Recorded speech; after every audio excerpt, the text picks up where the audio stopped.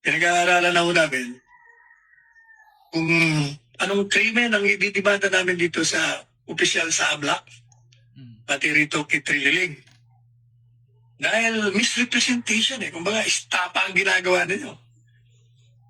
At nilalibel nyo na yung pamilya. Okay, tuturuan ko kayo at mukha naman kayo walang alam pagdating sa batas. Nakakahiya naman po sa inyong propesyon. So, nandito po ako para magsabi kung ano po yung dapat at nararapat na kaso para isampa nyo sa kanila.